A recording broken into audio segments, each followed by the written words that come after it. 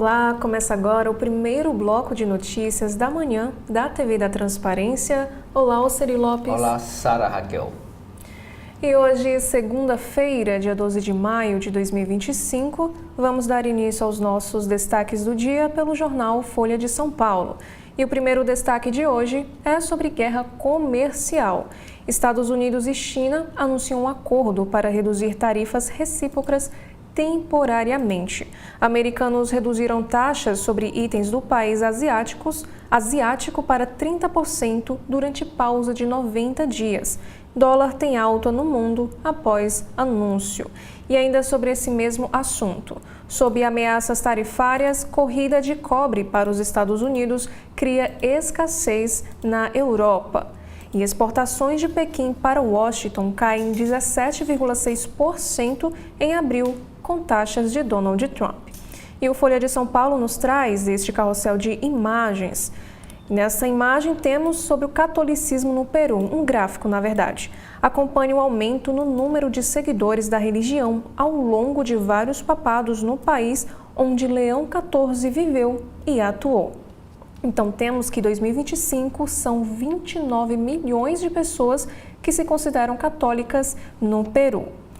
Já a próxima imagem, assentamentos indígenas onde hoje é Santarém, no Pará, era como Meca, ou seja, um lugar sagrado para os povos nativos antes da chegada dos europeus. E no mundo animal, alguns morcegos aprendem a espionar suas presas ouvindo chamados de acasalamento para identificar se elas são tóxicas. Já para a política, STF descumpre os prazos da lei e omite duração de sigilo sobre o uso de aviões da FAB por ministros. Corte não diz por quanto tempo deixará viagens de seus integrantes em segredo. E sobre justiça eleitoral, número de partidos políticos cai 30% com incorporações e fusões de legendas, além de federações.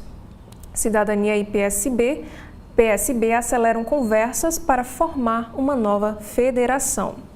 E no governo Tarcísio de Freitas, o governador Tarcísio vê relatório do governo de São Paulo contradizê-lo sobre riscos de Trump para o estado. E sobre a Igreja Católica, também é destaque desta segunda-feira. Brasileira bonita demais para ser freira perde o cargo na Itália e diz buscar justiça do Vaticano. E Leão XIV pede libertação de jornalistas presos por buscarem a verdade. E a entrevista desta segunda é com o urbanista Carlos Moreno. Bairros que são só residenciais estão ultrapassados, diz criador da ideia de cidade de 15 minutos. E o urbanista também lançou um livro em que disseca o conceito sobre a busca por menos trânsito. A cantora Linda Quebrada afirma que Fernanda Montenegro deu um chacoalhão para o seu retorno. Cantora diz que a insegurança adiou volta aos palcos depois de internação por depressão. Também temos aqui o próximo destaque para o meio evangélico. Faculdade readmite pastor que havia publicado o artigo Judas traiu Jesus ou Jesus traiu Judas. E a justificativa dada pela própria faculdade é que a proximidade da data de aposentadoria de Valdinei Ferreira. Interesse por ETFs aumenta no país em meio a facilidades para investir. E veja quais as vantagens. Conheça desvantagens também. Patrimônio de fundos chega a 55,4 bilhões de reais, em alta de 20%. E a próxima chamada de capa é sobre a COP30. Cursos de inglês treinam para a COP30 policiais e funcionários de bares e hotéis de Belém. Escolas particulares veem salto de inscrições e governo do estado oferece aulas gratuitas. E na sessão Pare para Ler de hoje, saiba por que a sofrida geração X é a verdadeira fracassada. Nasceu entre 1965 e 1980, a menos da metade do interesse em você do que em millennials, geração Z ou os chamados baby boomers. E nos especiais de hoje é para o beabá da confeitaria. Criadora da Maria Brigadeiro fornece a receita para não haver erros na preparação desse doce. E no Casa Folha, filhos são pontos de virada para o meu sucesso. diz a primeira CEO negra do Brasil na Casa Folha. E a plataforma de streaming oferece aulas dadas por nomes de diferentes áreas. Já para o caderno Todas, internet comemora Dia das Mães, relembrando os clássicos do jeitinho materno de ser. Brasileiras ganham 19,4% a menos que os brasileiros. Já no caderno de Economia, a agenda de Galípolo mostra um esforço focado em reuniões com banqueiros sobre o caso Master. O presidente do Banco Central também realizou encontros com autoridades chinesas ao longo do ano. B3 passa a avaliar medidas para aumentar liderança feminina em empresas a partir deste mês de maio. Bill Gates está doando 200 bilhões de dólares em 20 anos, mas era Trump ameaça seus planos. Lira desiste de viagem a Nova York para se dedicar a projeto de isenção do imposto de renda. E ainda no caderno de Economia, modelo atual da conta de luz joga custos e subsídios nas costas do consumidor menor. Já na área da política, temos aqui uma chamada. Líder do MST afirma ser plano B ao candidato apoiado por Lula no pleito para a presidência do PT. Indicado por Washington Quaquá, João Paulo Rodrigues diz que ainda decidirá se concorre. Já no Guia Folha de hoje, temos aqui o destaque para restaurantes. Veja restaurantes em São Paulo com novidades, como o Bar da Dona Onça. O roteiro inclui ainda festival gastronômico em Pinheiros e evento com receitas sem glúten. E no caderno de Equilíbrio, saiba 5 recomendações que um livro escrito há 400 anos oferece para compreender a melancolia. E sobre saúde, estudo mostra que tirzepatida é mais eficaz para a perda de peso em adultos do que semaglutida. E sobre o cotidiano, obras para fechar buraco em pista da Marginal Tietê, na zona oeste de São Paulo, devem durar 30 dias. Planejamento da mobilidade urbana anda de lado em São Paulo. E ainda sobre o caderno do cotidiano, temos aqui um destaque para a maternidade. Presídio de São Paulo tem falta de fralda e relato de fome na ala materno-infantil, diz Defensoria. Em um caso de violência, a polícia prende terceiro suspeito de envolvimento no assassinato da professora Fernanda Bonin. Universidade de São Paulo e a Universidade de Campinas abrem nesta segunda-feira, hoje, prazo para pedir isenção de taxa no vestibular. E ainda sobre a universidade, deputado propõe projeto contra as paralisações estudantis em universidades estaduais de São Paulo. No caderno Mundo, Casa Branca e Catar discutem transferência de jato de luxo para a presidência dos Estados Unidos.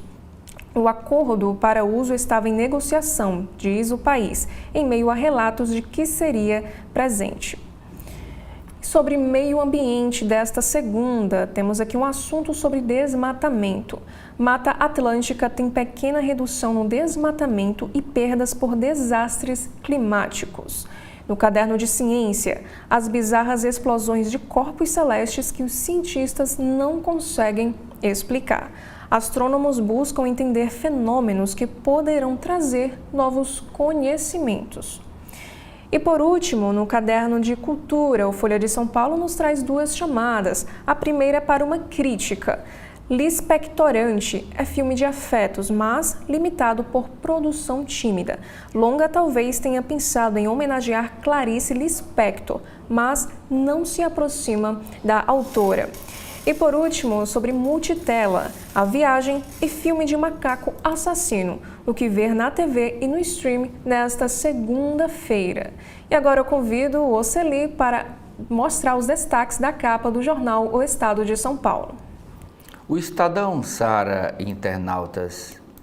O destaque no alto da capa é para essa foto do Papa Leão XIV, na sua primeira oração dominical, lá na Praça de São Pedro, em Roma, ontem. Diz assim a legenda da foto: na primeira oração dominical, Leão XIV faz o apelo: guerra nunca mais. Da sacada da Basílica de São Pedro, para cerca de 100 mil pessoas. O Papa pediu o fim da violência na Ucrânia, que está em guerra com a Rússia, lá na faixa de Gaza, em guerra entre Israel e o grupo de Hamas, e do Paquistão com a Índia lá em Casimira, as 3 guerras que ele pediu cessar fogo. Apelo pela paz mostra continuidade entre o novo pontificado e o de Papa Francisco, que faleceu, cuja última manifestação teve a pacificação como tema central. No caderno de Economia e Negócios é chamada de capa do Estadão, matéria sobre imposto de renda. Empresas resistem a reter imposto de renda sobre dividendos na fonte. Pela proposta do governo, pagamento de dividendos que superar R$50 mil por mês deverá ser tributado com alíquota de 10% na fonte. Outra matéria, no caderno de Economia e Negócios, mas agora na área internacional, Estados Unidos dizem que negociações com a China tiveram avanço substancial. Scott Bessent, secretário do Tesouro dos Estados Unidos, relatou progressos após 2 dias de conversas com os chineses.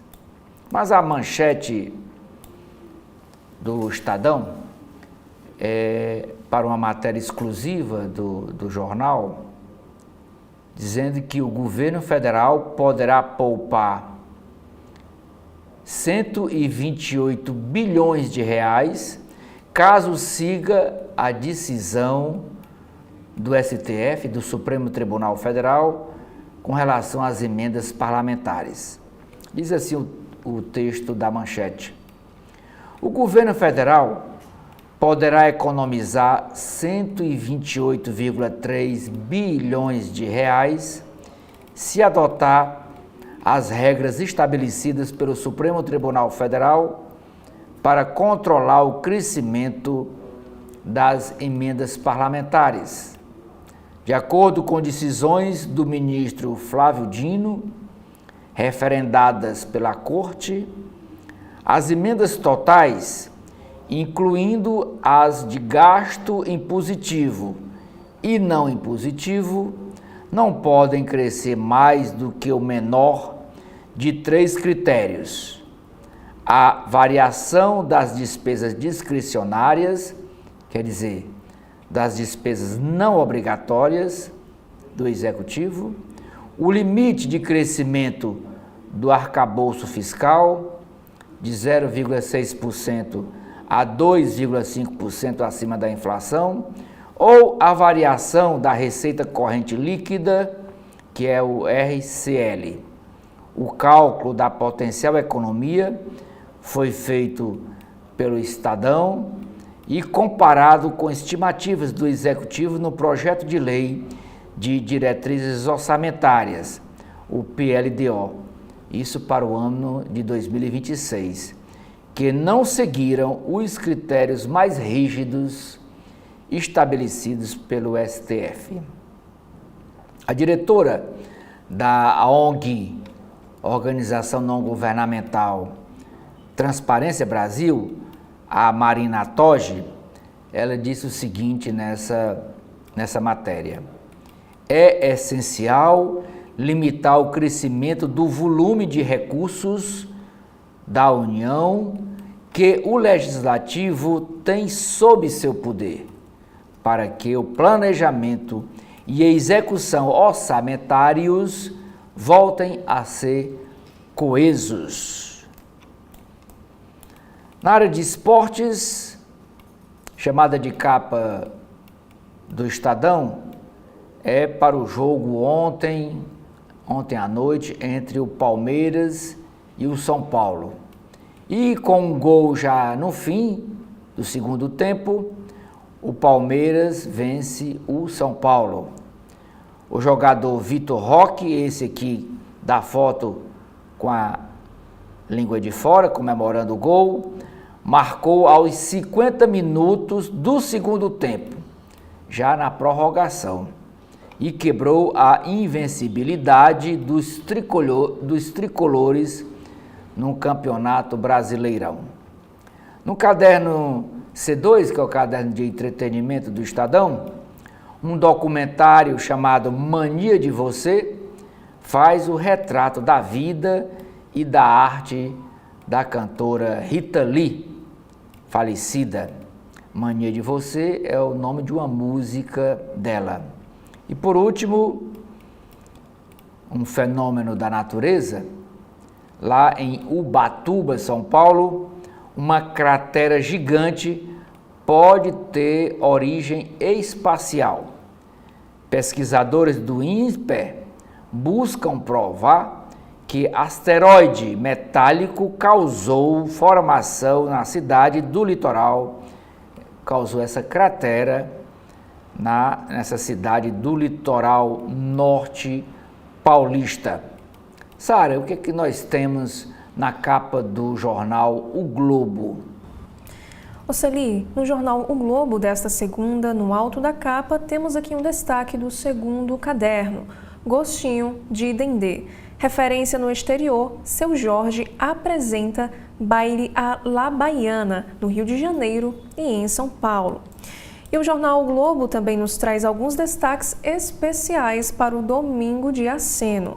Na primeira missa aberta, Leão XIV pede guerra nunca mais. Em sua estreia dominical na sacada da Basília de São Pedro, o Papa Leão XIV falou para cerca de 150 mil pessoas, numa oração centrada num apelo de paz dirigido aos líderes mundiais. E ele citou as guerras na Ucrânia e na faixa de Gaza, além também do conflito entre Índia e Paquistão. Que cesse imediatamente o fogo e que se preste socorro a todos, disse Leão XIV. Putin e Zelensky falam, enfim, se reunir pela paz, mas cessar fogo diverge. Encontro pode ser na quinta-feira, em Turquia. Após mais de 3 anos da invasão russa que deu início à guerra na Ucrânia, os presidentes Vladimir Putin e Volodymyr Zelensky aventaram ontem um encontro bilateral na quinta-feira na Turquia para debater uma saída para o conflito. O aceno partiu do russo e Zelensky disse ver um sinal positivo, mas exigiu que a Rússia se comprometa com o cessar-fogo a partir de hoje. E na área da economia, os Estados Unidos e China veem avanços substanciais em negociação para reduzir tarifas mútuas. Após 2 reuniões na Suíça, representantes de Estados Unidos e China disseram que o diálogo avançou para reduzir as tarifas entre os países. E com a guerra comercial de Trump, os americanos sobretaxam em 145% os produtos chineses. E Pequim respondeu com imposto de 125% sobre os americanos. E a manchete de hoje é na área da economia, que fala sobre o dinheiro público. Assembleias em 17 estados pagam a deputados mais que o teto legal.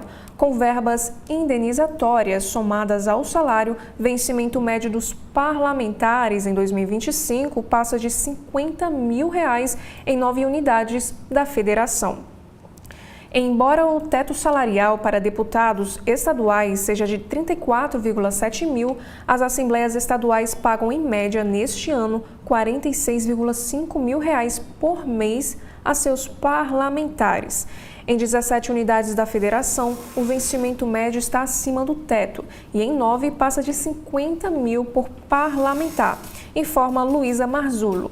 O artifício para superar o limite legal é similar ao que ocorre no Judiciário, no Ministério Público e em tribunais de contas. Ao salário base se somam verbas indenizatórias, como auxílio saúde, alimentação e outros. E apesar de ter impacto sobre o orçamento público, o mecanismo tem respaldo em decisões recentes do STF, em que pesem alertas, inclusive de ministros do Supremo, contra o abuso dos supersalários. O próximo destaque é sobre educação. O Rio de Janeiro tem queda no ensino médio em tempo integral. Na contramão do restante do país, o estado do Rio perdeu vagas no ensino médio em tempo integral, quando o aluno fica ao menos 7 horas por dia na escola. Em 2024, a taxa caiu para 14,9% dos estudantes da rede pública, diante da média nacional de 24%. É o pior índice da região Sudeste. E o jornal o Globo nos traz como a entrevista em destaque com Dom Leonardo Steiner. Igreja tem de estar presente na política. Arcebispo de Manaus fala da emoção de participar do conclave, ressalta a obrigação da igreja de ser ativa na sociedade, critica extremismos ideológicos e alerta que a Amazônia virou corredor da droga. E na economia argentina, a sacar os dólares de debaixo do colchão. Depois do fim do limite de compra de dólares por pessoas físicas ter passado sem sobressaltos, Milei tenta convencer os argentinos a injetar no sistema o dinheiro guardado no colchão, um montante estimado em até 214 bilhões de dólares. E na área da economia, a gigante chinesa investe pesado para concorrer com iFood no Brasil. Líder do delivery de comida na China, a Meituan inicia operações no Brasil nos próximos meses, com investimento previsto de 5,6 bilhões de reais em 5 anos. E por último, no caderno de esportes, mal na grama, imbatível na areia. Rodrigo marcou, no fim, o gol da vitória do Brasil sobre o Belarus, que valeu o 7º título mundial da seleção no futebol de areia e selou campanha com 100% de aproveitamento. E ainda nesse mesmo caderno, virada de gala aproxima Barça do título. Após ver o Real Madrid botar no início 2 gols de vantagem, Barcelona ligou o turbo, reagiu e venceu por 4-3, abrindo 7 pontos de frente a 3 rodadas do fim do espanhol. Destaque do jogo, Rafinha marcou 2 vezes. Botafogo goleia Inter e ganha moral na luta por vaga na Libertadores.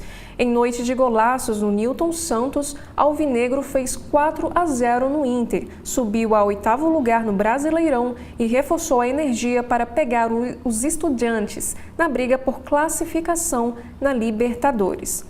E por fim, Fluminense leva gol no fim e perde para Atlético Minas Gerais. Na estreia da grama sintética em seu estádio, o Galo levou a melhor sobre o tricolor por 3-2, com a vitória sacramentada aos 48 minutos do segundo tempo. E o capitão Thiago Silva cobrou caráter após a partida. Oceli, quais são os destaques da capa do jornal Correio Brasiliense? Em Brasília, Sara, o Correio Brasiliense traz na edição desta segunda-feira, como assunto principal, o Papa, que apareceu ontem pela primeira vez lá na sacada do Vaticano, falando para os fiéis da Praça São Pedro. Tem aqui a foto do Papa. Um pedido pelo fim das guerras, é a manchete. Diante de 100 mil pessoas na Praça de São Pedro, Leão XIV fez ontem sua primeira oração de Regina Coeli, Rainha dos Céus, em latim, e pediu o fim dos conflitos armados, principalmente na Ucrânia e Rússia e na faixa de Gaza entre Israel e Hamas. Abre aspas. No atual cenário dramático de uma terceira guerra mundial fragmentada, como o Papa Francisco afirmou várias vezes, peço aos poderosos do mundo, repetindo o apelo sempre presente, guerra nunca mais. Fecha aspas, disse o pontífice, relembrando que essa era uma das principais preocupações do seu antecessor nos últimos anos.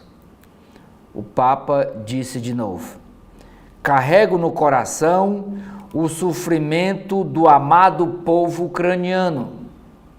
façamos todo o possível para alcançar uma paz genuína, justa e duradoura, completou o ex-cardeal Robert Prevost, que mencionou a urgência na ajuda humanitária aos palestinos. Sobre o assunto religião, o Zelensky, presidente da Ucrânia, disse ontem que aceita falar de paz com o inimigo dele, o presidente da Rússia, o Putin, mas exige um cessar-fogo imediato, a partir de hoje, segunda-feira. Zelensky diz que estará lá na Turquia, na próxima quinta-feira, para se encontrar com Putin. E ainda disse mais, espero que ele não deixe de ir. Ele quer sentar com Putin para falar de paz, fazer uma negociação. Ainda na área de religião, o Correio Brasiliense foi ontem à cidade de Planaltina para ir lá na paróquia que é administrada por padres de Santo Agostinho, os agostinianos, que é a mesma congregação do Papa Leão XIV. É aqui a foto da missa e aqui essa outra foto é da fachada interna da capela. Diz assim, a Planaltina de Santo Agostinho. No bairro de Mestre Darmas, em Planaltina, que fica a 43 quilômetros do plano piloto, há uma capela agostiniana em atividade desde 1991. A mesma ordem religiosa do Papa Leão XIV. O Correio Brasiliense acompanhou a missa na igrejinha azul e branca e ouviu os fiéis sobre o elo com o pontífice, que é nascido nos Estados Unidos, mas que viveu uma boa parte de sua vida religiosa no Peru, sua vida pastoral. Na área de política, a chamada de capa é para uma matéria com o vice-presidente da República, Geraldo Alckmin. Devolução do INSS começa este mês, diz Alckmin. No exercício da presidência da República, o vice afirmou que o governo intensificou ações para evitar maiores prejuízos a aposentados e pensionistas atingidos pelos descontos ilegais nos benefícios. Segundo Geraldo Alckmin, 298 milhões de reais debitados no mês passado voltam aos donos no próximo pagamento neste mês de maio. Entidades que desviaram o dinheiro terão bens bloqueados pela AGU, que é a Advocacia Geral da União, para que esses bens bloqueados sejam usados para devolver o dinheiro descontado dos aposentados e pensionistas. Lideranças viajam e pauta do Congresso fica esvaziada esta semana. E quem são essas lideranças? É o presidente do Senado e também presidente do Congresso Nacional, Davi Alcolumbre, que está lá hoje na China, com Lula, acompanhando essa visita, primeiro a Rússia e depois a China. Só vai voltar lá para sexta-feira. E o presidente da Câmara, o Hugo Mota, está num fórum nos Estados Unidos. Então, esta semana não haverá votação nos plenários nem da Câmara Federal e nem do Senado. Somente algumas reuniões de comissões ou audiências públicas e alguma solenidade. O plenário mesmo não tem votação esta semana. CB Talks discute a agenda da mineração no país. Agressor de aluno deve ser internado. Apreendido pela Polícia Civil por bater num colega dentro da sala de aula, lá na cidade de Águas Claras, que é uma cidade satélite de Brasília. Menor vai passar por audiência de custódia. Vítima segue no hospital.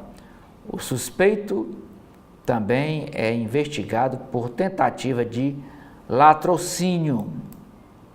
Outra matéria chamada de capa do Correio Brasiliense. Herança dos povos originários. Plantas alimentícias não convencionais, como as folhas da chaia, ora pronobis, conquistam o paladar do consumidor e possibilidade de negócio para pequenos produtores, como o Flávio Serratense. Samantha Salum escreve: Dia da Câmara de Dirigentes Lojistas entra no calendário oficial do Distrito Federal. E a Mariana Niederauer escreve: as mudanças e os aprendizados trazidos pela maternidade, tudo ao mesmo tempo e agora. Na área de esportes, o Correio Brasiliense traz aqui 3 chamadas. O Brasil manda nas praias. Eleito melhor do torneio, Rodrigo, o jogador Rodrigo, comandou a seleção na conquista do 7º título da Copa do Mundo de Futebol de Areia. Em ritmo de campeãs, ginástica rítmica do Brasil ganha 3 medalhas de ouro na Copa do Mundo de Portugal e confirma a ascensão na modalidade. Gol do jogador Roque, gol de líder. O Roque é esse jogador aqui com a língua de fora do Palmeiras. Vitor Roque devolve o Palmeiras à ponta do Brasileirão, marcando aos 50 minutos do segundo tempo no clássico com o São Paulo. O resultado do jogo foi 1-0 para o Palmeiras. Com Real Madrid sem chance, a CBF quer logo Ancelotti. Propagandas falsas. Saiba como reconhecer as fake news. E por último, na área de diversão e arte, no caderno de hoje, traz um tributo a Rosa Passos. Cantora baiana brasiliense será homenageada no dia 9 de junho com o troféu Tradições. Sara, e no jornal O Povo, o que é que nós temos? No alto da capa do jornal cearense O Povo, temos 2 chamadas. A primeira é para páginas azuis do jornal. Capitão do Penta, Cafu, avalia a fase da seleção brasileira e opina sobre novo técnico. E a próxima chamada é do caderno Vida e Arte, Exterritorial. Conheça o filme que está entre as produções mais vistas da Netflix. E a manchete de hoje é sobre a degradação ambiental. O Ceará registra maior número de autuações ambientais em 8 anos. A SEMASSE lavrou 1.351 autos de infração ambiental no estado. No ano passado, Fortaleza é a cidade que mais registrou autuações. Desmatamento, porém, ainda é um desafio. O estado perdeu 32.486 hectares da vegetação nativa em 2023, segundo o relatório mais recente do MAP Biomas. E sobre o Dia das Mães, entre festejos e saudades. Data é celebrada em Fortaleza entre piqueniques no Parque do Cocó e homenagens a quem já partiu no Parque da Paz. E para a economia, dívida pública do Ceará reduz 11,7% em 2 anos, calcula Fenafisco. Já no esportes, Ceará encara Santos por primeira vitória como visitante na Série A. Já na área da política, Conin deve ser reeleito presidente do PT e deixa cargo na prefeitura. E por último, também temos um destaque para o Farol. Papa Leão XIV celebra a primeira bênção de domingo e pede cessar fogo. Oceli, quais são os destaques do valor econômico desta segunda-feira? Nós temos no alto da capa do Valor Econômico 3 chamadas. A primeira é uma entrevista com o industrial Jorge Gerdau.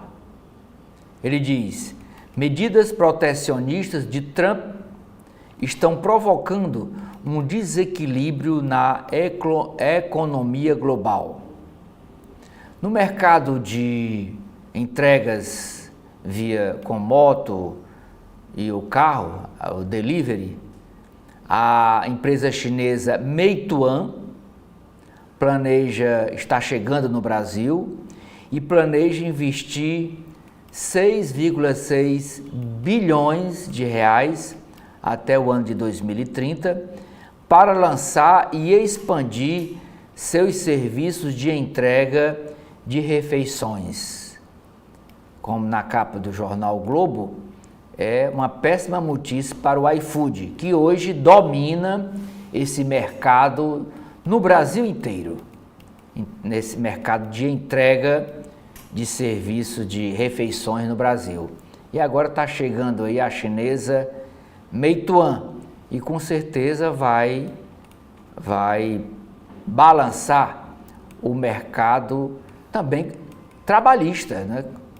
Hoje o motoqueiro poderá optar ou pela Meituan ou pelo iFood, provocando aí uma disputa entre as duas empresas pelo mercado de trabalho nesse ramo de delivery, entrega de refeições domiciliar. E uma matéria também chamada de capa com repercussão no Ceará. Conglomerado.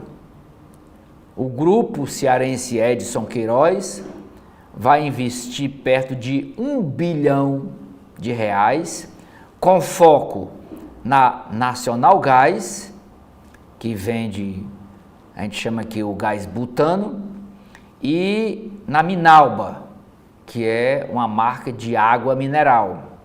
Quem diz isso é o diretor-presidente do grupo, o Carlos Rotella. A manchete do Valor Econômico é dizendo que fundos globais de infraestrutura dominam aquisições de ativos, com cheques que já somam ao menos 12,5 bilhões de reais só neste ano, nesses primeiros 3 meses. Fundos globais de infraestrutura estão dominando os processos de aquisição de ativos no setor. O fundo de pensão canadense CDPQ deverá desembolsar 5 bilhões por ativos de transmissão da Equatorial, conforme comunicado em abril deste ano. Outra operação de peso foi anunciada pela Global Infrastructure, que comprou 70% da empresa Aliança Geração de Energia, da Vale do Rio Doce, por $1 bilhão. $1 bilhão dá 5,6 bilhões de reais na cotação do dólar atual. Também em 2025, o Macquarie Capital investiu 300 milhões de dólares, isso dá 1,7 bilhão de reais, na empresa de telecomunicações Brasil Tecpar. Estados Unidos e China avançam nas negociações sobre as tarifas mútuas entre os dois países. Autoridades de Estados Unidos e China relataram ontem terem obtido um avanço significativo após 2 dias de negociação lá em Genebra, na Suíça, com o objetivo de baixar a temperatura da guerra comercial lançada pelo presidente dos Estados Unidos, Donald Trump. O vice-premier chinês He Lifeng viu no resultado do diálogo um importante passo para resolver as diferenças entre as 2 maiores potências econômicas globais. Já o secretário do Tesouro americano, o Scott Bessent, disse que houve progresso substancial. Ele sinalizou que os Estados Unidos divulgarão detalhes hoje, embora He tenha prometido um comunicado conjunto. Os comentários foram o primeiro sinal de que os mercados e gerou o comentário, vou repetir a frase.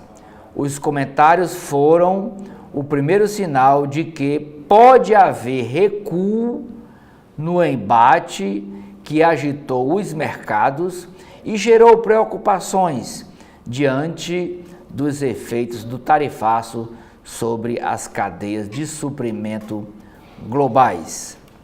Ainda na área internacional, oportunidade de venda adicional à China é restrita. Dos 1.832 produtos que o Brasil e Estados Unidos exportam em comum para a China, em apenas 17, os valores envolvidos e a concorrência direta com os americanos é relevante. Numa pauta dominada por commodities, 8 dos 17 itens são ligados a alimentos. A foto desta moça, ela é a Camila Nunes. Camila Nunes, ela trabalha na Amazon para enfrentar a concorrência cada vez mais acirrada no e-commerce brasileiro. A Amazon aposta no uso da inteligência artificial e na capacidade de engajamento de influenciadores digitais. A diretora de marketing da Amazon Brasil, a Camila Nunes, diz: temos trabalhado com IA, inteligência artificial, em todas as etapas do processo de compra do cliente.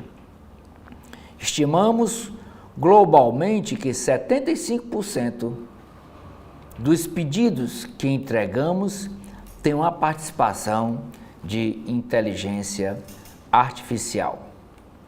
Fechamento de capital deve crescer com novas regras. A entrada em vigor de novas regras para as ofertas públicas de aquisição de ações no segundo semestre deve estimular as operações de fechamento de capital, segundo analistas. Isso porque a ferramenta se tornará mais flexível. A expectativa é a de que, em um primeiro momento, fundos de private equity que compram participação em empresas sejam protagonistas nesse processo. O Valor Econômico traz outra entrevista, além da Camila Nunes, com o Luiz Felipe Vital, ele que é um economista e consultor da Warren, com eleições em 2026 e vencimentos da dívida pública que devem bater recorde em 2027, o Tesouro Nacional acerta em ampliar a emissão de títulos prefixados e atrelados à inflação. Quem diz isso é o Luiz Felipe Vital, da Warren. Ele diz: para melhorar a composição da dívida pública é preciso uma melhora da perspectiva fiscal. E por último, brasileiros estão investindo no agronegócio em Angola, na África. Produtores rurais brasileiros têm apostado na atividade agropecuária em Angola. Diversas fazendas onde já há produção comercial no país são tocadas ou gerenciadas por pessoas que saíram do Brasil. Agricultores e pecuaristas que atravessaram o Atlântico encontraram áreas parecidas com as do centro-oeste brasileiro, mas com terras mais férteis e custos consideravelmente menores para iniciar a produção. O goiano Altair Oliveira deu uma entrevista para o Valor Econômico e ele disse: o que faz dinheiro mais fácil e mais rápido é o milho. Soja não tem comprador. Nesse processo, também há dificuldades no caminho, como a falta de infraestrutura, de acesso a alguns insumos e problemas de mão de obra. Angola ainda é dependente de importação de alimentos e tenta se preparar para ser uma nova fronteira agrícola mundial. Já nas páginas internas do jornal Estado de São Paulo, a coluna do Estadão escreve o seguinte texto: PDT lulista vê Ciro Gomes inviável em 2026 e aposta na polarização ao perdoar Lula. Apesar do barulho feito pela bancada do PDT na Câmara com anúncio de saída da base governista, uma ala do partido continua firme com Lula. Pedetistas ouvidos pela coluna que defendem a aliança com o petista apostam na polarização em 2026. Dizem que se afastar do Planalto não faz sentido politicamente e vem eventual candidatura de Ciro Gomes, que ganhou força nos últimos dias, como inviável. Foram esses argumentos que fizeram a bancada do PDT no Senado perdoar o governo e continuar na base, o que rachou o partido. Há uma avaliação de que não haverá espaço para a terceira via em 2026. Levando em conta seu histórico político, a sigla dificilmente apoiaria o candidato da direita. Por isso, os senadores querem estar desde já no barco petista. Na ala lulista do PDT, há uma interpretação de que os deputados da legenda fizeram apenas charme para valorizar o passe, mas não ficarão contra o governo em votações na Câmara. O rompimento ocorreu por causa da saída de Carlos Lupe, da pasta da Previdência com o escândalo do INSS. E mesmo após a bancada do PDT na Câmara anunciar a saída da base governista, o partido mantém um cargo cobiçado na máquina pública, uma vice-presidência da Caixa. No ano passado, a sigla emplacou o vice-presidente de pessoas no Banco Estatal, Francisco Egídio Pelúcio. E o líder do PDT na Câmara, Amário, do Partido de Minas Gerais, alegou que o governo Lula não estava oferecendo a reciprocidade e o respeito que o partido julga merecer. Acontece que o atual ministro da Previdência Social, o ex-deputado Volney Queiroz, também é filiado à legenda. Já na página de editoriais desta segunda, a política do Revide. Ao votar a resolução que tenta proteger um deputado bolsonarista e outros réus como Bolsonaro, a Câmara afronta a Constituição, o entendimento do STF e o sistema de freios e contrapresos. E o segundo texto, a quem não interessa a CPI do INSS. Necessária ao país, investigação parlamentar sobre a roubalheira das aposentadorias pode acabar no limbo por uma razão prosaica. Afeta tanto o governo de Lula quanto o de Bolsonaro. Já no caderno de política, a primeira matéria é sobre poderes. Cumprir decisão do STF fará governo economizar 128 bilhões de reais em emendas. Corte impôs limites ao crescimento da fatia do orçamento, indicada por parlamentares, mas regra não é respeitada. Cálculo é até 2029. Planejamento afirma que vai rever a situação. Aqui nessa imagem nós temos o ministro Flávio Dino, do STF, e o senador Davi Alcolumbre, presidente do Congresso, na CCJ do Senado. E sobre as eleições 2026, Michel Temer disse que Lula pensará 10 vezes sobre a nova candidatura. O ex-presidente Michel Temer, do partido MDB, afirmou que a queda na popularidade do presidente Lula pode levá-lo a repensar uma eventual candidatura à reeleição. Na avaliação de Temer, que também presidiu a Câmara dos Deputados, Lula perdeu a prática de diálogo com o Congresso Nacional, que marcou seus mandatos anteriores. E abre aspas, eu acho que o presidente Lula não tem feito uma coisa que ele fazia muito nos 2 primeiros mandatos. Ele dialogava muito com o Congresso Nacional. Segundo ponto, caiu a popularidade dele, sem dúvida alguma. O que penso que fará com que ele medite 2 ou 3 ou 10 vezes para ser candidato à presidência pela 4ª vez, fecha aspas, disse o ex-presidente. A declaração foi dada ao programa Canal Livre da Band. A entrevista iria ao ar na noite de ontem. E ainda sobre política, Rui Costa rivaliza com Fernando Haddad e ganha apelido de Odorico. O ministro da Casa Civil, Rui Costa, ganhou um novo papel no governo e, nos bastidores, disputa cada vez mais protagonismo com o também petista e titular da Fazenda, Fernando Haddad. A pedido do presidente Lula, Costa passou a executar missões estratégicas que vão além das tarefas da Casa Civil e fazer também o que chamamos de roadshow internacional para atrair investimentos. No fim de abril, por exemplo, esteve em Pequim e Xangai para preparar a visita do presidente à China, após a viagem a Moscou. Costa teve reuniões com empresários do ramo de transporte e infraestrutura. Apresentou o novo Programa de Aceleração do Crescimento, PAC, integrando agora a comitiva de Lula ao país asiático. Como se fosse o embaixador, o ministro também tenta alinhavar acordos para a visita de Xi Jinping ao Brasil, em julho, quando haverá a reunião dos BRICS. Desde o início do Lula 3, Costa fez muitos desafetos na esplanada, mas não sem motivo. Segurou projetos apresentados por colegas, como a PEC da Segurança, só recentemente enviada ao Congresso. Barrou contatos com Lula e deu memoráveis chás de cadeira naqueles que são chamados para reuniões, incluindo Fernando Haddad.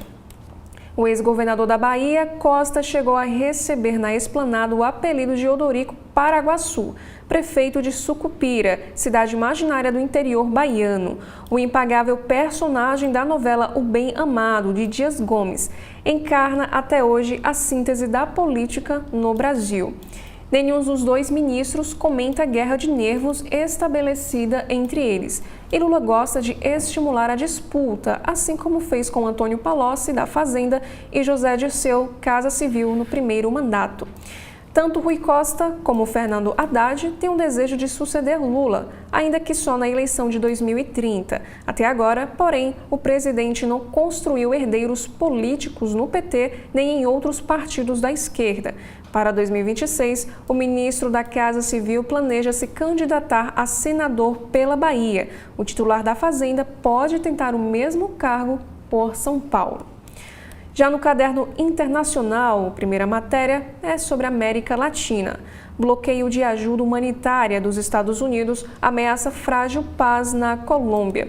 Trump encerrou praticamente toda a operação da USAID, que era vital para manter acordo com a maior guerrilha da região e no momento em que a violência se agrava no país. Ucrânia aceita diálogo se houver cessar-fogo, aqui é uma matéria sobre a guerra de Putin. Lula volta à China em momento de tensão com Trump. Em Pequim, o presidente brasileiro busca investimentos e parcerias nas áreas de infraestrutura, saúde e energia. Celso Amorim, assessor de Lula, acredita que China ofereça mais oportunidades e menos riscos do que os Estados Unidos. Já no caderno Metrópole, Guerra Nunca Mais, pede Leão XIV em sua primeira oração dominical. Da sacada da Basílica de São Pedro para cerca de 100 mil pessoas Pontífice pede fim da violência na Ucrânia e em Gaza e relembra o último apelo de Francisco pela paz. Papa terá de lidar com acordo secreto entre China e Vaticano.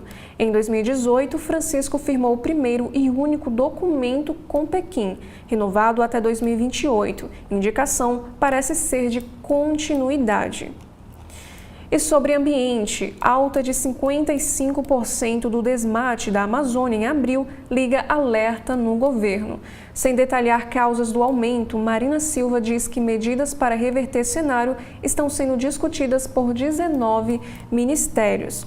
Foram 270 quilômetros quadrados desmatados em abril de 2025, ante 174 em abril de 2024.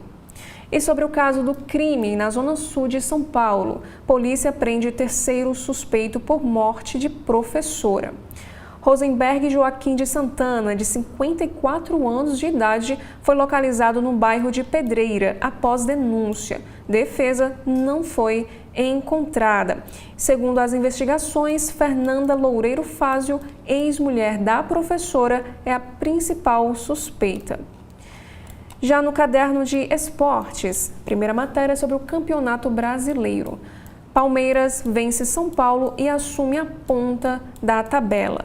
Com gol de Vitor Roque no final, o time de Abel acaba com a invencibilidade de 11 jogos do rival e abre 2 pontos sobre o Flamengo. E Santos recebe o Ceará para afastar a atenção. E a próxima matéria, ainda no caderno de esportes, Campeonato Espanhol. Barcelona bate o Real Madrid de virada e fica perto de título. Camisa 11 do Barcelona, brasileiro Rafinha se saiu melhor ontem. Já no caderno de Economia e Negócios, a primeira matéria é sobre tributação. Grandes empresas resistem a reter imposto sobre dividendos na fonte. A Associação das Companhias Listadas na Bolsa de Valores defende que o próprio contribuinte faça o recolhimento de imposto de renda no momento da declaração anual. Para empresas, retenção de imposto de renda é complexa e terá impacto no custo. Entidade que reúne as companhias abertas deve apresentar ao Congresso sugestões para mudar o projeto do governo. E sobre a escala 6x1, desafio é convencer parlamentares, diz Marinho. O ministro do Trabalho, Luiz Marinho, afirmou que o maior desafio para o fim da escala de trabalho 6x1 é o convencimento dos parlamentares do Congresso Nacional. Segundo ele, a jornada de 44 horas semanais é algo cruel. E ainda para ele é preciso encaminhar esse assunto no Congresso de forma construtiva. E abre aspas, é preciso pensar em sustentabilidade, sem mudanças abruptas, fecha aspas, disse Marinho. E ele também mencionou que no passado foi proposta uma mudança gradual com a diminuição de 30 minutos por ano. No entanto, ela não foi aceita. Já estaríamos em 40 horas já há muito tempo se tivesse sido feito, afirmou. E o ministro disse que já pediu às lideranças empresariais que olhem o tema com naturalidade, vendo os próprios funcionários como consumidores. E sobre petróleo, Petrobras retoma perfuração de poços na Bahia. Estados Unidos dizem que houve progressos substanciais em conversas com a China. Pequim afirma que negociações foram francas, profundas e construtivas e realça a criação de mecanismo de consulta bilateral. Banco Central quer impedir fintechs de usar os termos banco ou bank nos nomes. Proposta está em consulta pública e, se for aprovada, as instituições não bancárias terão de se apresentar de acordo com as autorizações de funcionamento que receberam.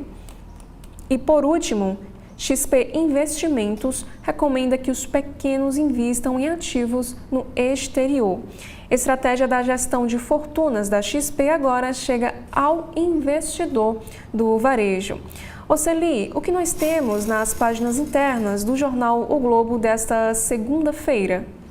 O jornal O Globo se pronuncia sobre 2 assuntos na página de editoriais. O primeiro, queda da miséria e da desigualdade precisa ser contínua. Sem equilibrar contas públicas, o governo petista corre o risco de outro retrocesso nas conquistas sociais. Segundo editorial, armas fabricadas em impressoras 3D, exigem a atenção das autoridades. Arquivos digitais que permitem imprimir armamentos e munição circulam livremente na internet.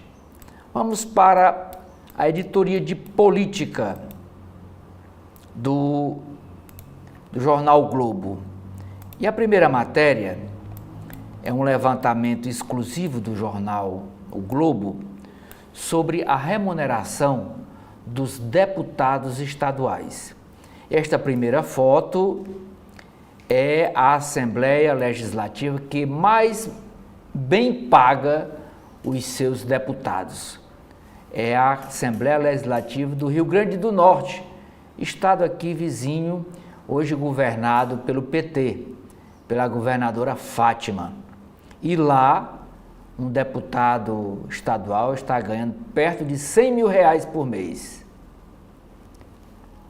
A Constituição, a Carta Magna do país, a lei maior, diz que o deputado tem que ganhar na faixa de 34.700, que corresponde a 75% do que ganha um deputado federal. Isso é a Constituição que manda, que determina a lei maior do país.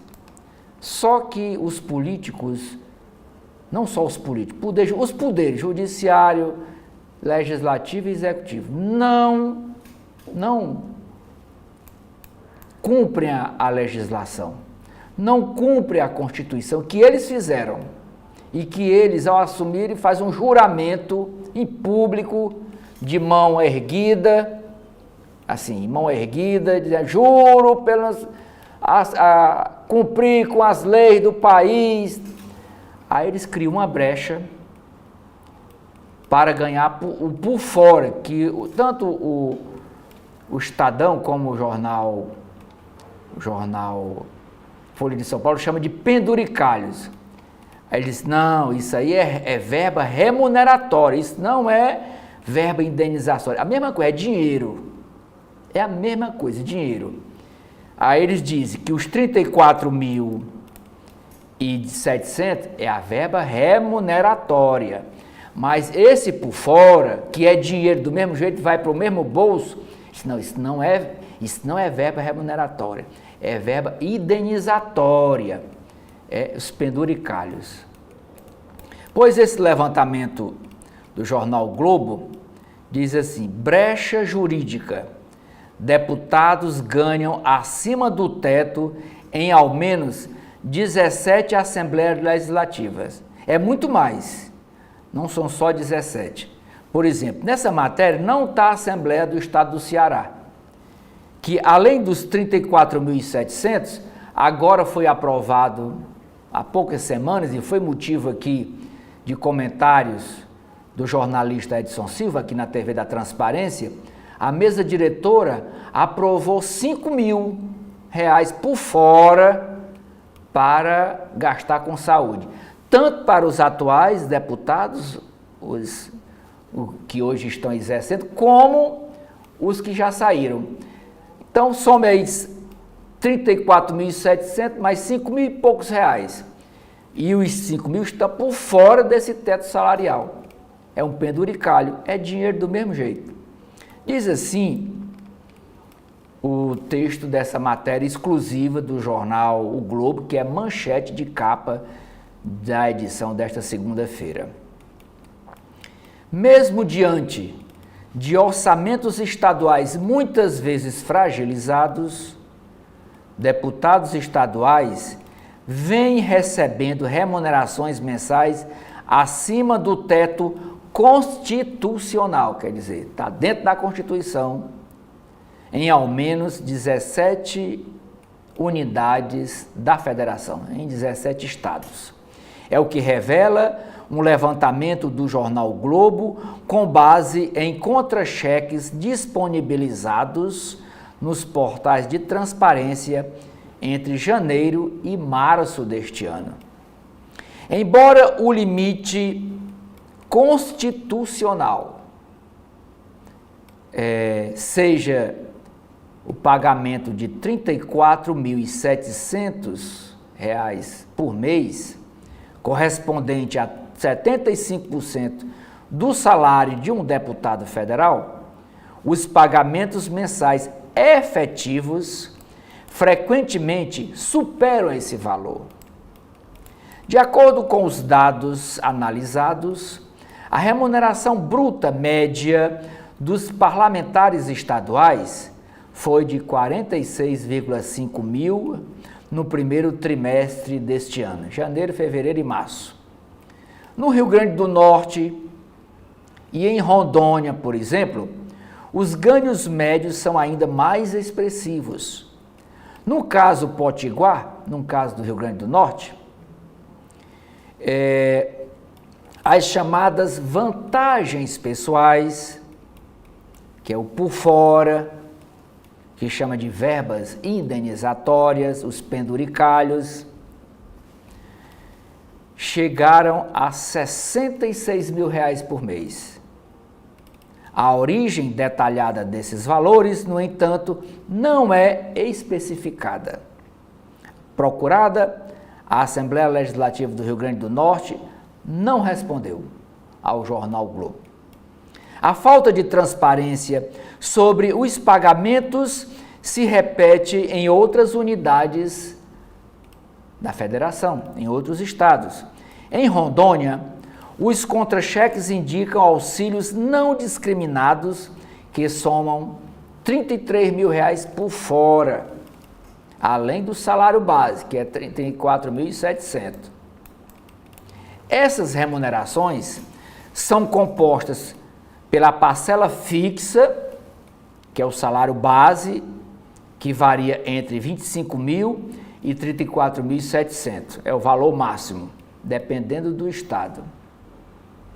E por uma série de adicionais classificadas como verbas indenizatórias, os penduricalhos. Entre os mais comuns estão essas verbas por fora que os deputados inventam para ganhar mais. Auxílio saúde, como no caso do Ceará, 5.300 e pouco por mês. Auxílio alimentação, com valores acima da média de mercado, e gratificações por funções, que variam de 6 mil a 17 mil reais.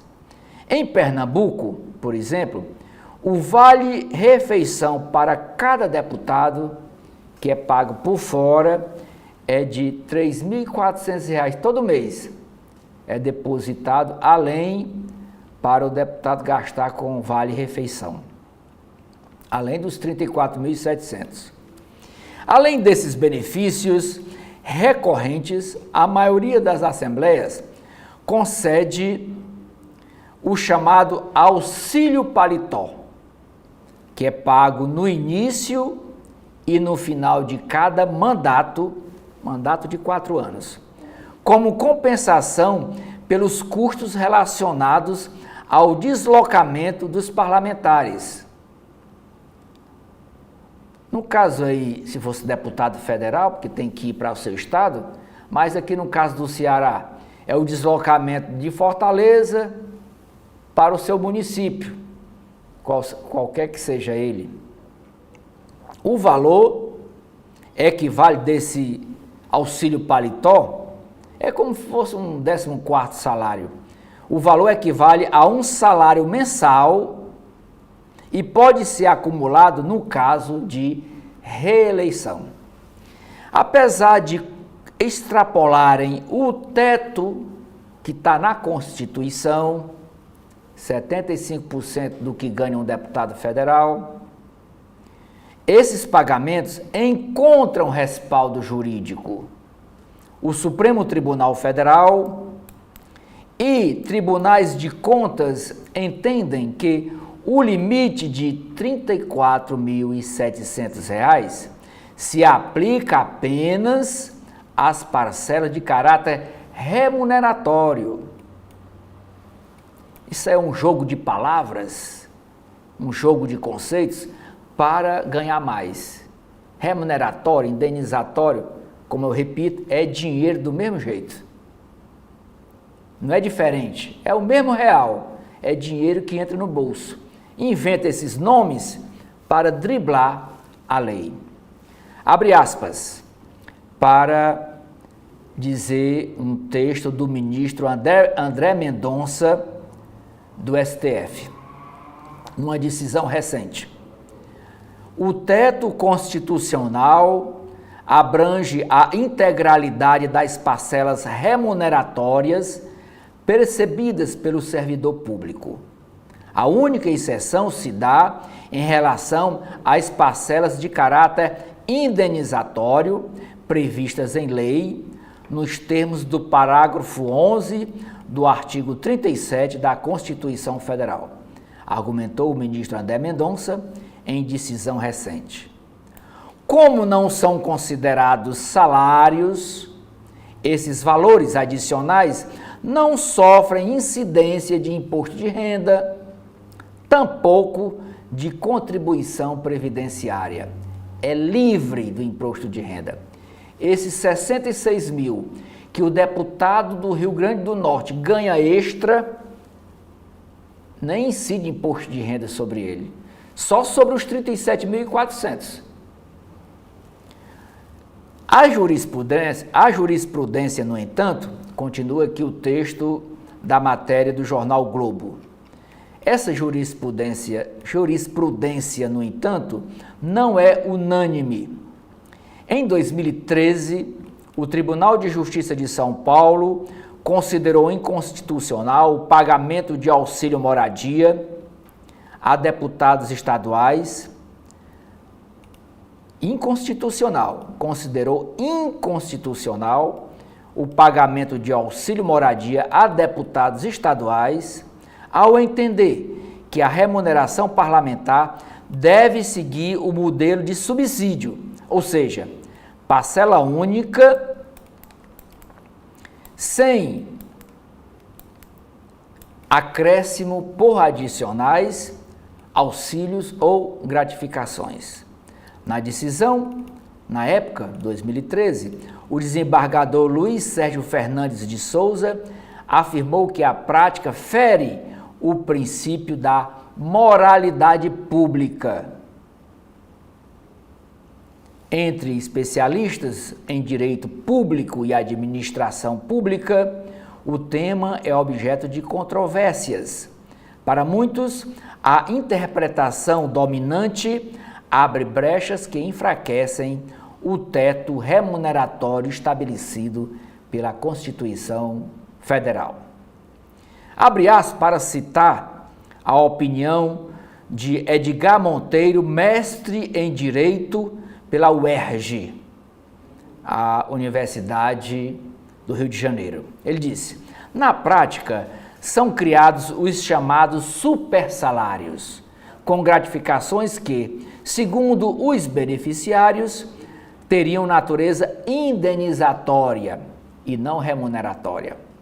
Inventam, diz o professor de Direito Edgar Monteiro, inventam funções especiais, comissões extras para contornar o teto constitucional.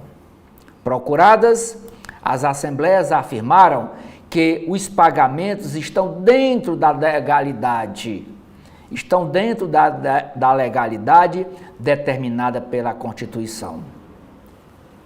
Em nota, a Câmara Legislativa do Distrito Federal afirmou que os auxílios têm caráter indenizatório, não integrando o subsídio mensal dos parlamentares, quer dizer, a verba remuneratória, nem sendo contabilizados dentro do teto remuneratório dos servidores públicos.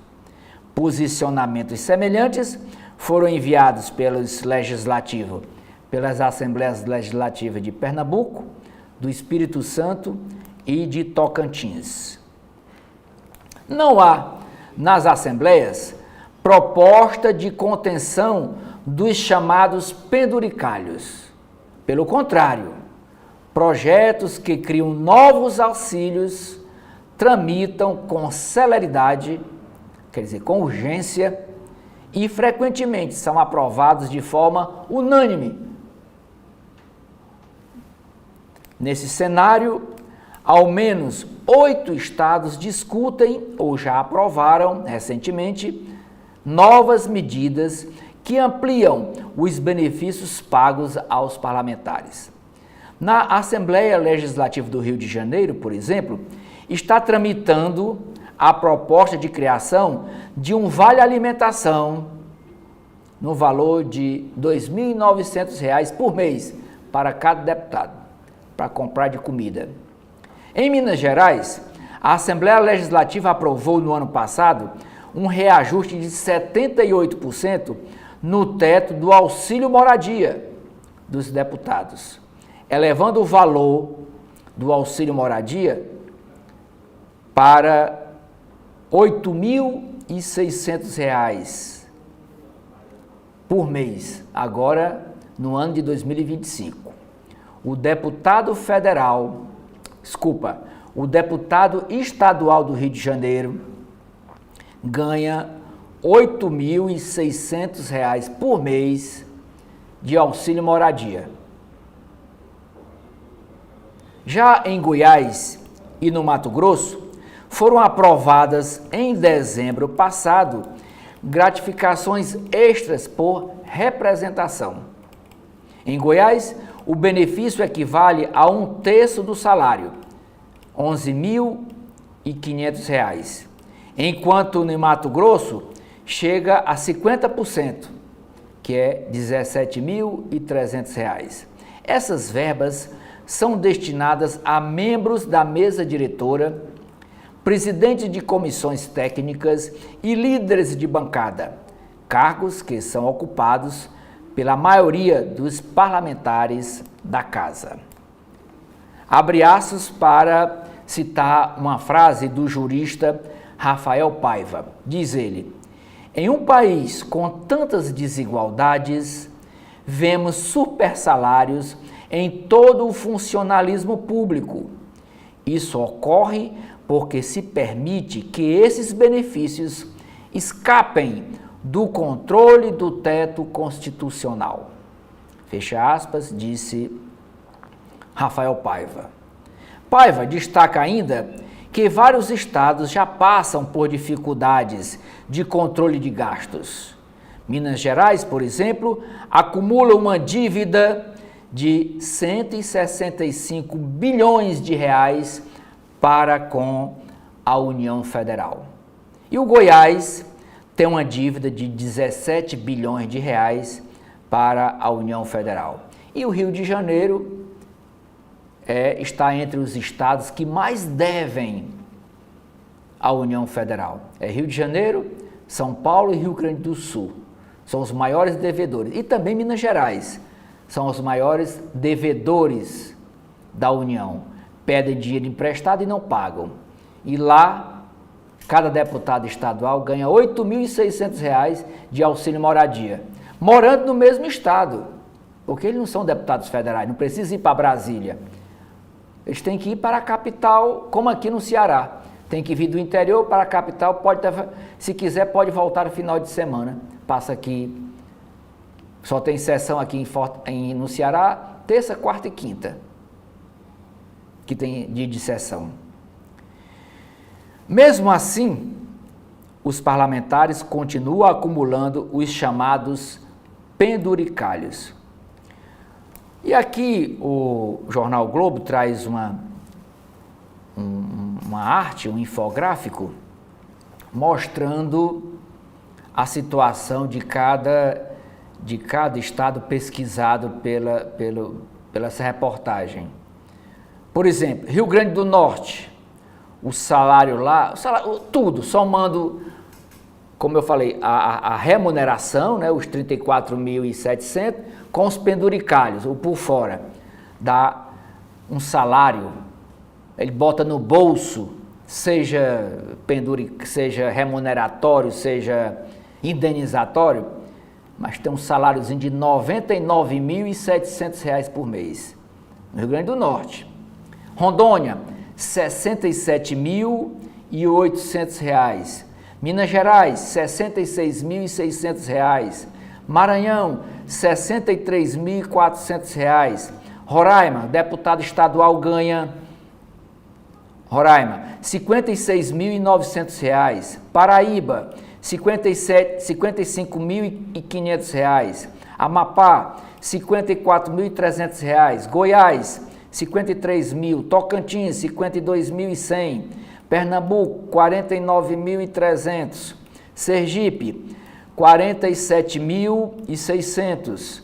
Amazonas, R$ 46.300. Mato Grosso, R$ 41.700. Piauí, R$ 41.700. Piauí, também R$ 41.700. Ceará, R$ 39.900. Mas tem ainda os 5.000 que foi aprovado agora, uns 20 dias atrás. 5.300 para pagar auxílio, que não está nessa conta. Isso é por fora. Não está aqui contabilizado nessa matéria do Jornal Globo. Distrito Federal, 39.400. Espírito Santo, 36.700. Esses são os 17 estados cujos os deputados ganham a mais do que o teto remuneratório, que é 34.700, que equivale a 75% do que ganha um deputado federal. No Poder Judiciário é do mesmo jeito, chamados penduricalhos. No Poder Executivo é do mesmo jeito. Para turbinar o salário de um secretário, de um ministro, eles botam os ministros para participar desses conselhos, para ganhar o jeton. Conselho do Senai, esses conselhos dessas empresas estatais ou com dinheiro público. Só sendo que aquele dinheiro extra não entra na contabilidade.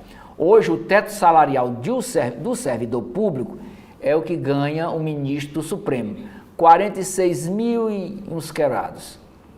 46.600 por aí, que é o teto máximo que pode pagar um servidor público.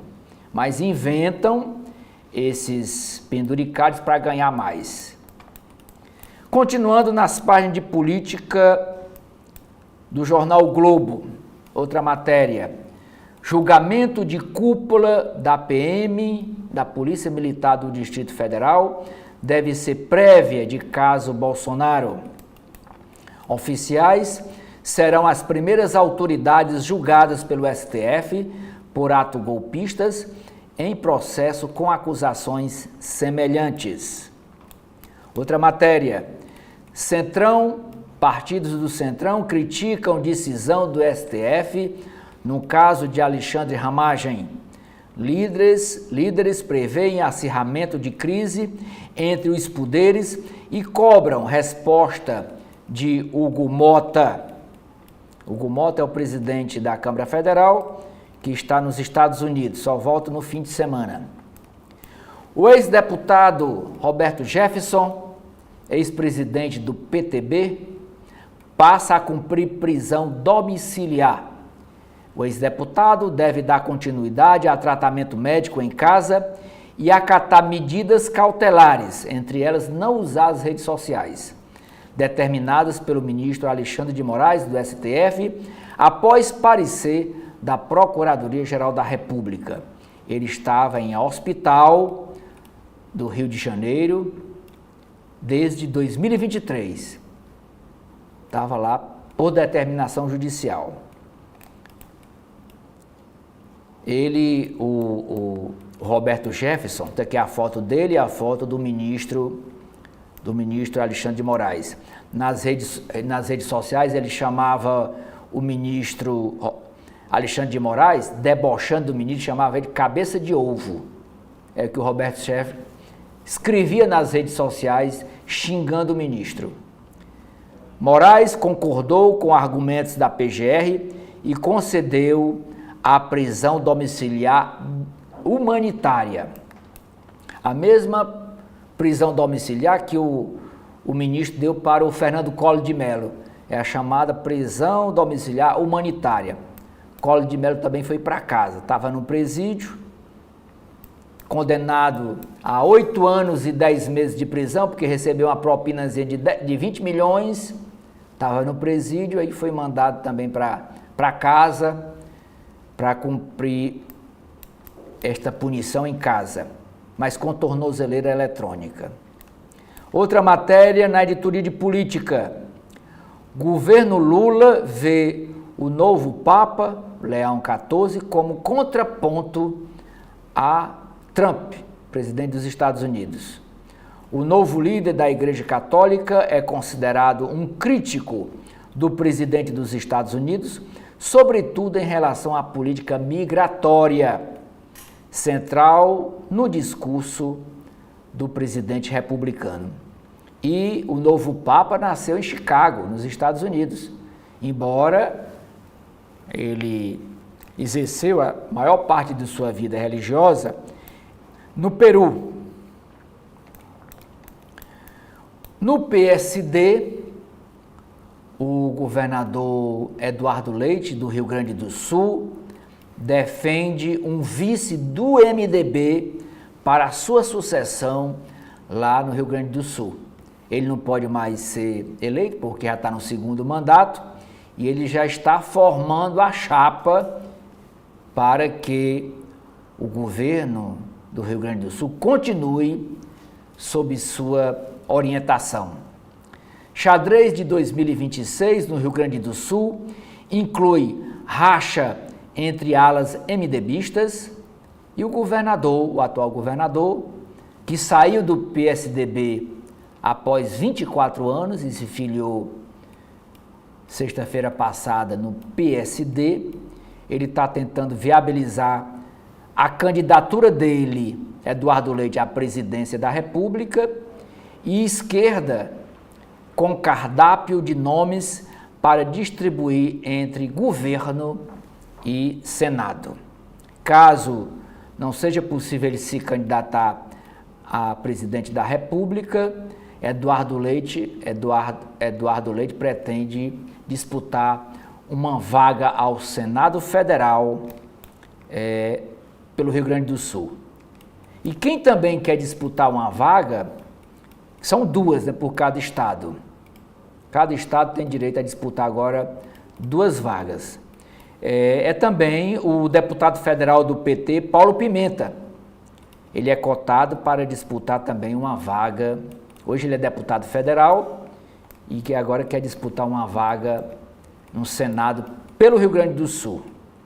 É que a foto da cerimônia de filiação, Leite e Kassab na filiação ao PSD na sexta-feira, composição estadual no momento adequado. Hoje ele saiu do 45, que era o PSDB, e foi para o 55, que é o PSD.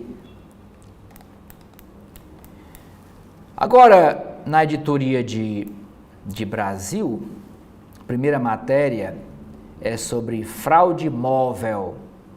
Estações clandestinas de telefonia celular, são a nova forma de disparar golpes via mensagem para celular.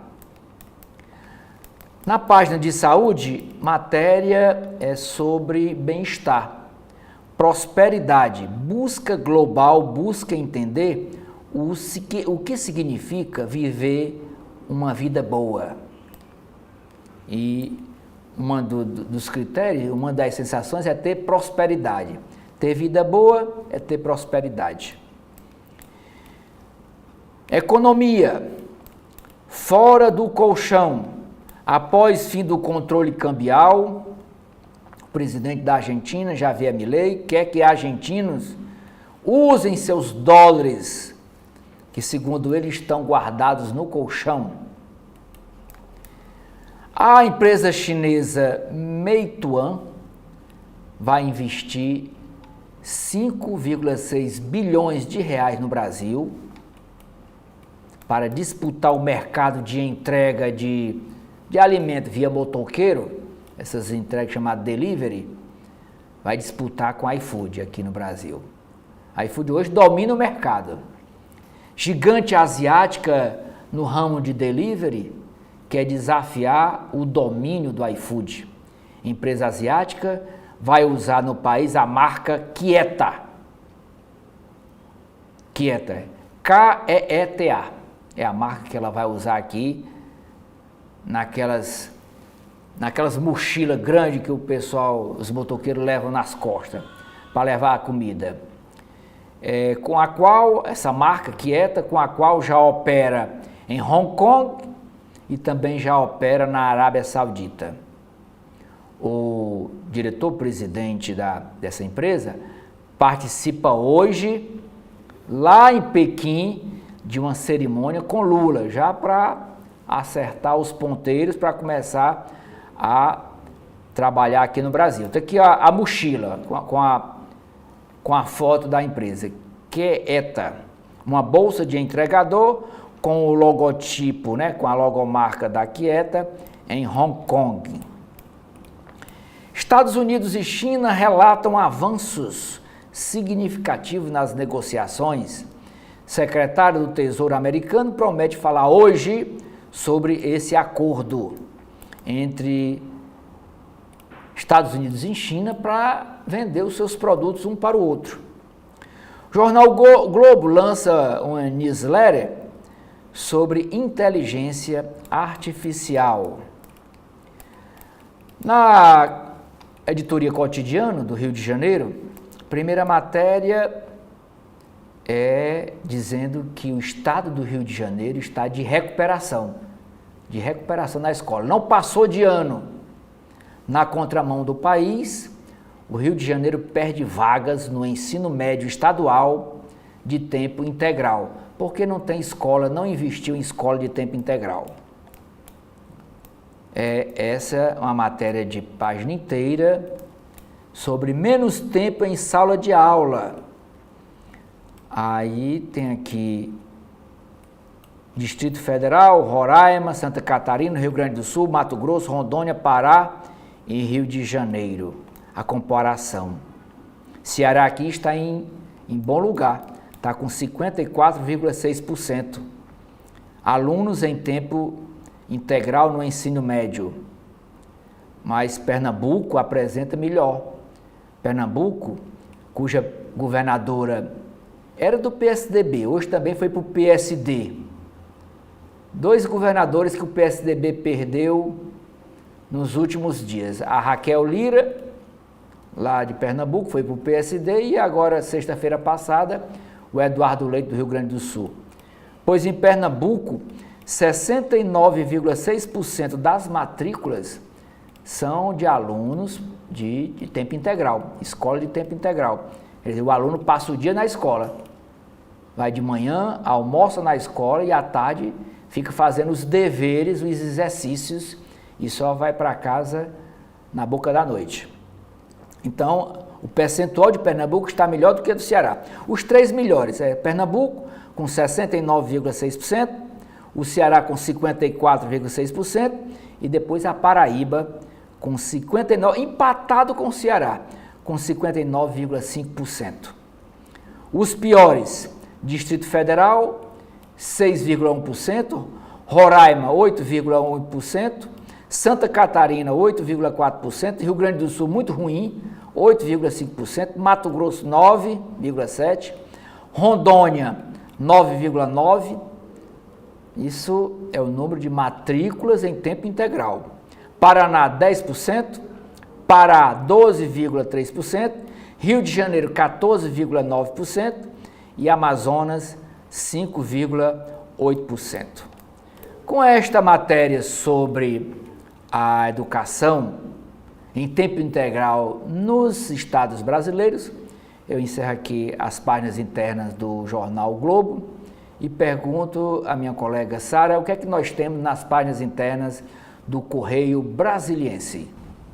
Bom, Celi, na editoria de política do jornal Correio Brasiliense, a primeira matéria é sobre o escândalo do INSS. Próximo pagamento já terá ressarcimento.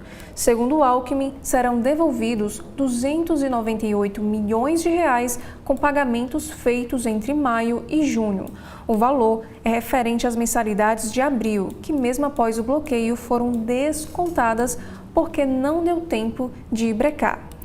E diz o seguinte esta matéria: o presidente em exercício, Geraldo Alckmin, disse ontem que os aposentados e pensionistas do INSS afetados pela fraude dos descontos indevidos devem começar a ser ressarcidos a partir do próximo pagamento. Segundo ele, serão devolvidos 298 milhões de reais. O governo informou o montante de 292 milhões. Com pagamentos feitos entre maio e junho, valor referente às mensalidades de abril, que mesmo após o bloqueio foram descontadas. Essa foi a primeira vez em que o vice-presidente falou sobre esse assunto. E abre aspas, não deu tempo de brecar os descontos. Serão interrompidos no próximo pagamento, garantiu o ministro do Desenvolvimento, Indústria, Comércio e Serviços, durante visita à Quinta-feira Nacional da Reforma Agrária, promovida pelo Movimento dos Trabalhadores Sem Terra, lá em São Paulo. Ele também enumerou as ações em curso pelo governo e lembrou que a Advocacia Geral da União, a AGU, pediu bloqueio de 2,5 bilhões de reais em dinheiro e bens de entidades e empresas para ressarcir aqueles que não autorizaram qualquer desconto, mas que foram lesados. Abre aspas, é importante destacar que a fraude não começou agora. Infelizmente, começou lá atrás, mas vai terminar agora. Já foi totalmente suspenso, sem mais nenhum desconto, disse Geraldo Alckmin. E ele também destacou no domingo que o atendimento presencial para aposentados e pensionistas vem sendo estudado pela Caixa Econômica Federal. A maior parte será feita através da plataforma Meu INSS. Agora, tem pessoas que têm dificuldade ou não têm internet, então a Caixa está estudando uma maneira de atender esse público. Ela tem uma rede muito bem distribuída no país e vai ajudar quem precisar de atendimento presencial, comentou. E o governo federal anunciou que o processo de identificação dos aposentados que foram lesados para contabilizar o futuro ressarcimento começará nesta quarta-feira, por meio dos canais oficiais do INSS apenas.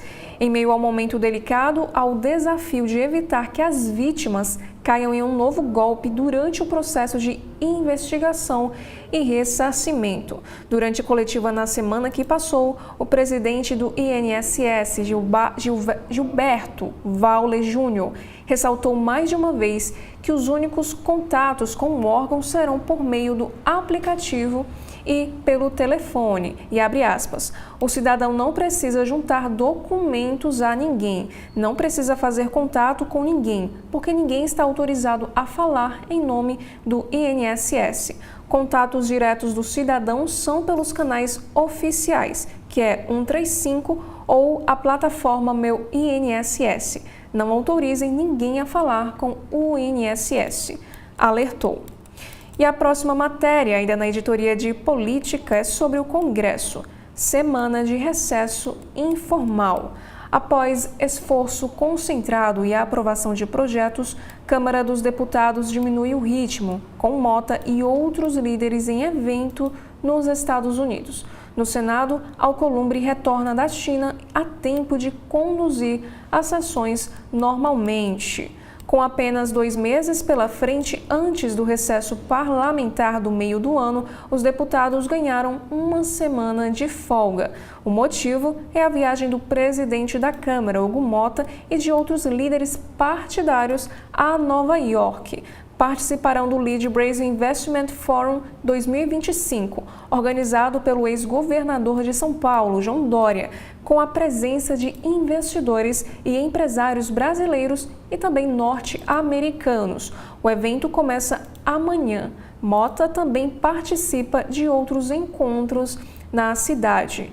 Depois do esforço concentrado da semana passada, que contou inclusive com a instalação da Comissão Especial de Isenção do Imposto de Renda, o recesso branco na Câmara terá apenas homenagens no plenário. E embora os deputados estejam fora, os gabinetes seguem funcionando e não haverá qualquer desconto nos salários mensais de R$ 44 mil dos parlamentares. Além da ausência de Mota, outro motivo para a pouca pressa na Câmara é a falta de pagamento de emendas parlamentares.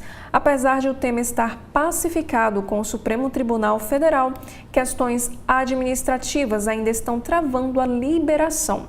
Para 2025, estão reservados 50,4 bilhões de reais no orçamento para indicações feitas por deputados e senadores. Só quando o governo começar a pagar esses valores e os remanescentes de 2024, quando o STF bloqueou valores bilionários por falta de transparência, é que o Congresso vai voltar a funcionar a todo vapor, com a possível aprovação dos temas de interesse do Executivo.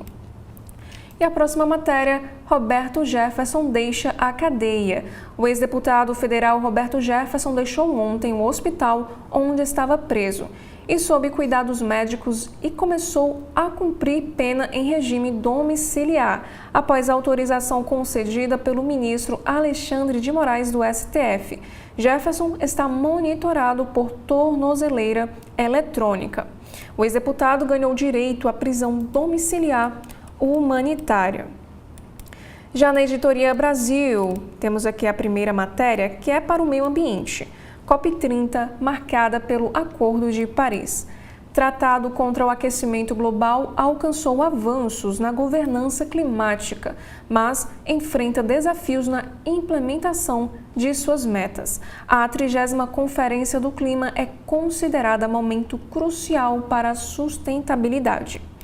Já na área da economia, sobre desenvolvimento, mineração em debate.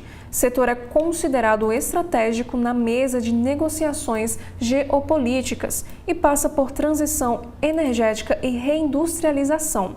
Sem investimentos, o Brasil pode perder o espaço. Já na editoria Mundo do Correio Brasiliense, temos aqui um destaque especial para novos rumos, um aceno pela paz. Na oração Regina Coeli, a primeira dominical de seu pontificado, o Papa Leão XIV pede o fim dos conflitos na Ucrânia e na faixa de Gaza e faz um apelo emocionado diante de 100 mil fiéis. Guerra nunca mais. Já no caderno de cidades, Capela de Planaltina, um elo com Leão XIV. Fiéis da única capela de Santo Agostinho, no Distrito Federal, ficaram surpresos com a escolha do líder máximo da Igreja Católica. E também relembram a construção do pequeno templo que tem um patrono e um seguidor ilustres. E ainda no caderno de cidade, sobre a violência escolar, Justiça quer internação de adolescente agressor.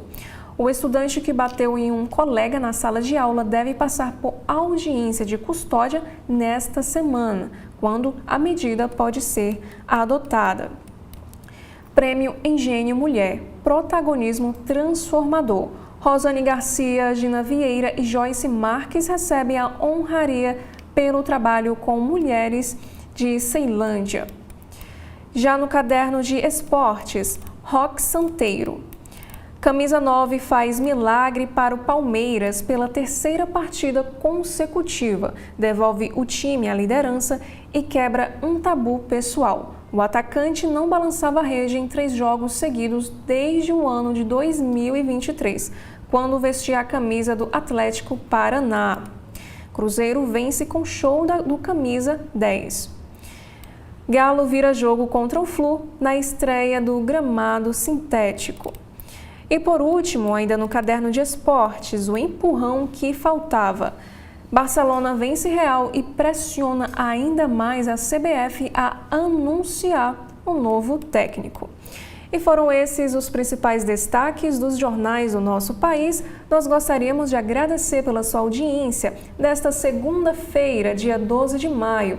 E mais uma vez, muito obrigada. Muito obrigado.